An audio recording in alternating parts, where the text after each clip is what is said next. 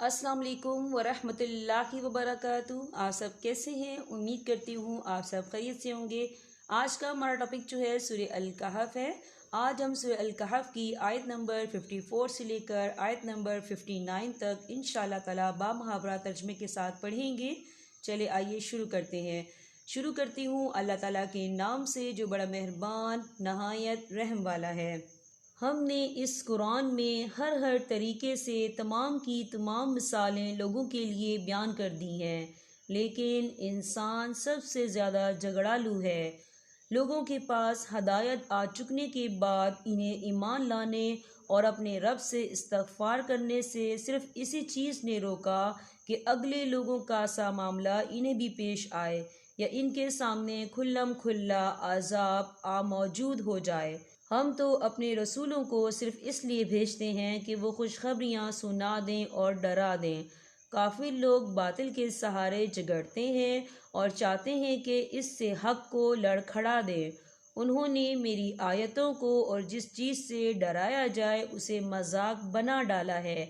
इससे बढ़कर जालिम कौन है जिसे इसकी रब की आयतों से नसीहत की जाए वो फिर भी मुँह मोड़े रहे, और जो कुछ इसके हाथों ने आगे भेज रखा है इसे भूल जाए। बेशक हमने इनके दिलों पर पर्दे डाल दिए हैं कि वो इसे ना समझें, और इनके कानों में गिरानी है।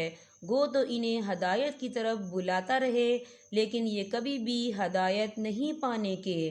तेरा परवरदिगार बहुत ही बख्शिश वाला और मेहरबानी वाला है।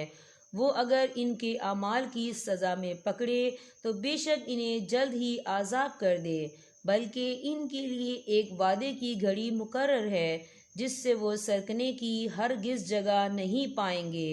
ये हैं वो बस्तियां जिन्हें हमने इनके मजालिम की बिना पर गारत कर दिया, और इनकी तबाही की भी हमने एक मियाद मुकर्रर कर रखी थी। यहाँ पर हमारे सबक का इख्तिताम होता है। सबक के इख्तिताम से पहले मैं आपको बताना चाहूँगी कि मैंने इन आयत से क्या सबक सीखा है। देखिए, अल्लाह सुबहान अल्लाह ताला ने कुरान पाक की हर आयत को हमारे सामने वाज़ेह तौर पर बयान कर दिया है, कुछ मिसालों के ज़रिए, कुछ वाक़यात के ज़रिए, कुछ दलाइल के ज़रिए। तो इसमें इनकार का तो हक़ बनता ही नहीं है। हमें चाहिए कि हम अल्लाह ताला की आयत को जो है फ़ौरी तौर पर कबूल करें। दूसरी बात जो यहाँ बताई गई, हमें अलर्ट भी किया गया है और हमें मोहलत भी दी गई है। अगर हम अल्लाह की आयत को कबूल नहीं करेंगे तो हमारा क्या अंजाम होगा और हम किस अज़ाब के मुस्तहिक होंगे। तो क्यों हम अल्लाह के अज़ाब के मुस्तहिक हों? क्यों ना हम अल्लाह अपनी अना को छोड़ दें, एक साइड पे रख दें और जो है ख्वाहिशात के पीछे ना चलें। बजाय ख्वाहिशात के पीछे चलने के हम अल्लाह ताला की आयत को फ़ौरी तौर पर कबूल कर लें। आप भी मुझे कमेंट बॉक्स में बताइएगा कि आपने इन आयत से क्या सबक सीखा है। अब मैं आपसे इजाज़त चाहूँगी। अल्लाह हाफ़िज़।